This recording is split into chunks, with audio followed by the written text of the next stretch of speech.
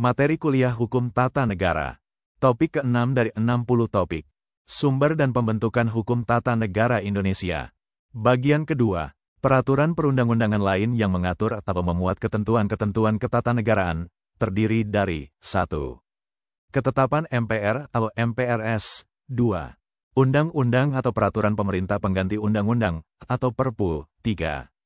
Peraturan pemerintah atau PP. 4. Peraturan presiden atau Perpres. 5. Peraturan menteri. 6. Peraturan daerah atau Perda. Ketetapan MPRS dan ketetapan MPR. Sebelum perubahan Undang-Undang Dasar 1945, berdasarkan Pasal 1 Ayat 2 UUD 1945, sebelum perubahan, diatur bahwa kedaulatan adalah di tangan rakyat dan dilakukan sepenuhnya oleh MPR. MPR sebagai lembaga negara tertinggi berwenang mengeluarkan ketetapan yang bersifat, mengatur, dan mengikat bagi lembaga negara yang berada di bawah MPR. Dalam Pasal 3 Ayat 2 Ketetapan MPR RI Nomor 3 atau MPR atau 2000 tentang sumber hukum dan tata urutan peraturan perundang-undangan diatur bahwa ketetapan MPR RI merupakan putusan MPR sebagai pengemban kedaulatan rakyat yang ditetapkan dalam sidang-sidang MPR. Pasal 2 Ketetapan MPR RI Nomor 3 atau MPR atau 2000 tentang sumber hukum dan tata urutan peraturan perundang-undangan mengatur tentang tata urutan peraturan perundang-undangan yaitu A. Undang-Undang Dasar 1945. B. Ketetapan Majelis Permusyawaratan Rakyat Republik Indonesia. C. Undang-Undang. D. Peraturan Pemerintah Pengganti Undang-Undang. E. Peraturan Pemerintah. F. Keputusan Presiden. G. Peraturan Daerah. Setelah perubahan UUD 1945, MPR tidak lagi dikonstruksikan sebagai satu-satunya pengemban kedaulatan rakyat, sebagaimana diatur dalam Pasal 1 Ayat 2 Perubahan ketiga UUD 1945, yaitu, kedaulatan berada di tangan rakyat dan dilaksanakan menurut Undang-Undang Dasar. MPR tidak lagi berkedudukan sebagai lembaga tertinggi negara, sehingga tidak lagi membentuk ketetapan yang bersifat, mengatur, karena semua lembaga negara melaksanakan kewenangannya berdasarkan yang ditentukan dalam Undang-Undang Dasar dan peraturan perundang-undangan lainnya. Berdasarkan Pasal 1 Aturan Tambahan Perubahan keempat UUD 1945, MPR ditugasi untuk melakukan peninjauan terhadap materi dan status hukum ketetapan MPRS dan ketetapan MPR untuk diambil putusan pada sidang MPR tahun 2003.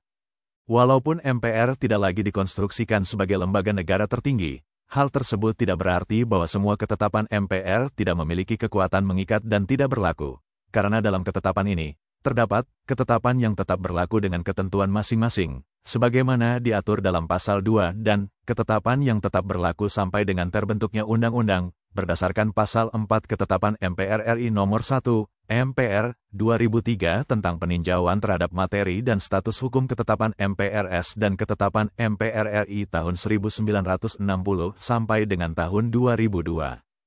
Ketetapan MPRS dan MPR tetap berlaku dengan ketentuan masing-masing adalah sebagai berikut.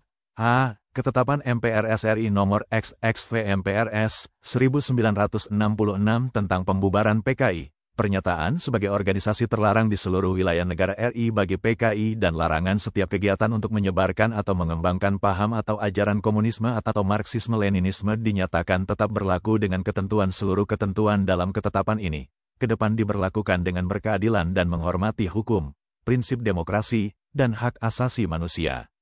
B. Ketetapan MPR RI Nomor XVI MPR 1998 tentang politik ekonomi dalam rangka demokrasi ekonomi, dinyatakan tetap berlaku dengan ketentuan pemerintah berkewajiban mendorong keberpihakan politik ekonomi yang lebih memberi kesempatan dukungan dan pengembangan ekonomi, usaha kecil, dan menengah, dan koperasi sebagai pilar ekonomi dalam membangkitkan terlaksananya pembangunan nasional dalam rangka demokrasi ekonomi sesuai hakikat Pasal 33 UUD 1945. C. Ketetapan MPR RI Nomor VMPR 1999 tentang penentuan pendapat di Timur Timur tetap berlaku sampai dengan terlaksananya ketentuan dalam Pasal 5 dan Pasal 6 ketetapan ini. Ketetapan MPRS dan MPR tetap berlaku sampai dengan terbentuknya undang-undang, yaitu A. Ketetapan MPRS RI Nomor XXIX MPRS 1966 tentang pengangkatan pahlawan Ampera tetap berlaku dengan menghargai pahlawan Ampera yang telah ditetapkan dan sampai terbentuknya undang-undang tentang pemberian gelar, tanda jasa, dan lain-lain tanda kehormatan. B. Ketetapan MPR RI Nomor 11, MPR 1998 tentang penyelenggaraan negara yang bersih dan bebas KKN sampai terlaksananya seluruh ketentuan dalam ketetapan tersebut. C. Ketetapan MPR RI Nomor XV-MPR 1998 tentang penyelenggaraan otonomi daerah, pengaturan, pembagian, dan pemanfaatan sumber daya nasional yang berkeadilan, serta perimbangan keuangan pusat dan daerah dalam kerangka Negara Kesatuan Republik Indonesia. D. Ketetapan MPR RI Nomor II-MPR 2000 tentang sumber hukum dan tata urutan peraturan perundang-undangan. E. Ketetapan MPR RI Nomor V-MPR 2000 tentang pemantapan persatuan dan kesatuan nasional. F. Ketetapan MPR RI Nomor 6, MPR 2000 tentang pemisahan TNI dan Kepolisian Negara RI sampai terbentuknya undang-undang terkait. G. Ketetapan MPR RI Nomor VI-MPR 2000 tentang peran TNI dan peran Kepolisian Negara RI sampai terbentuknya undang-undang terkait. H. Ketetapan MPR RI Nomor VI-MPR 2001 tentang etika kehidupan berbangsa. I. Ketetapan MPR SRI Nomor 7 atau MPR atau 2001 tentang visi Indonesia masa depan. J. Ketetapan MPR RI Nomor VI-MPR 2001 tentang rekomendasi arah kebijakan pemberantasan dan pencegahan korupsi, kolusi, dan nepotisme sampai terlaksananya seluruh ketentuan dalam ketetapan ini. K.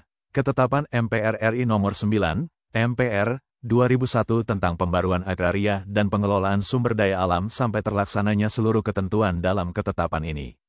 Dalam Undang-Undang Nomor 10 Tahun 2004 tentang pembentukan peraturan perundang-undangan, ketetapan MPR atau MPRS tidak dimasukkan dalam Pasal 7 Ayat 1 tentang tata urutan peraturan perundang-undangan, akan tetapi dalam Ayat 4 peraturan perundang-undangan lain, termasuk ketetapan MPR diakui keberadaannya dan mempunyai kekuatan hukum mengikat sepanjang diperintahkan oleh peraturan perundang-undangan yang lebih tinggi.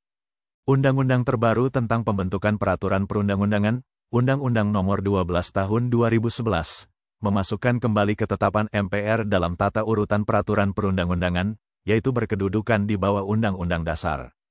Dalam Pasal 3 Ayat 1 Perubahan ketiga UUD 1945 diatur bahwa MPR berwenang mengubah dan menetapkan Undang-Undang Dasar. Sebagai lembaga yang memiliki kewenangan untuk mengubah dan menetapkan Undang-Undang Dasar, maka sudah seharusnya MPR juga merupakan lembaga yang paling berwenang untuk melakukan pengkajian terhadap Undang-Undang Dasar. Sebab sebelum melakukan kegiatan mengubah kemudian menetapkan, maka hal yang perlu dilakukan terlebih dahulu adalah melakukan pengkajian-pengkajian terhadap materi muatan UUD 1945. Konsep ini yang digunakan oleh penyusun UUD 1945, di mana dikonstruksikan bahwa MPR terkait dengan Undang-Undang Dasar, melakukan kajian-kajian, dan jika perlu akan melakukan perubahan, sebagaimana dikemukakan oleh Supomo, yaitu, kita harus mengadakan satu sistem. Segala sistem ada baik dan ada jeleknya. Tadi tentang presiden sama kabinet, sistem mana saja tidak sempurna, sistem kita pun, kalau kita cari ada aibnya, sebab kita manusia, dan tidak sempurna. Tetapi marilah kita menjalankan ini dan saban 5 tahun akan kita mengkritik diri sendiri, artinya bagaimana haluan yang dijalankan di belakang itu. Kalau memang salah Undang-Undang Dasar bisa diubah, kalau perlu malah sebelum 5 tahun. Sehingga kajian merupakan kegiatan MPR yang rutin, bukan jika akan melakukan amandemen baru dilakukan pengkajian. Termasuk pula pengkajian yang dilakukan oleh MPR sebelum perubahan UUD 1945, adalah pengkajian terhadap haluan negara. Dalam Konstitusi RIS dan Undang-Undang Dasar RI, tidak terdapat haluan negara yang disetujui oleh parlemen, akan tetapi dalam kedua Undang-Undang Dasar tersebut terdapat asas-asas dasar yang dijadikan dasar dalam penyelenggaraan negara.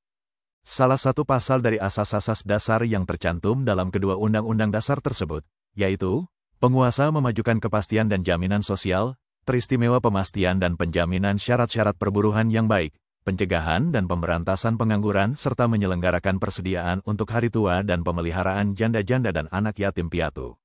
Arahan dalam penyelenggaraan bernegara haruslah berpedoman pada asas-asas dasar yang terdapat dalam UUD 1945, dan berbeda dengan Konstitusi RIS dan Undang-Undang Dasar RI yang mengatur lebih lengkap. Asas-asas dasar dalam UUD 1945 lebih sedikit dan tersebar pengaturannya dalam berbagai bab.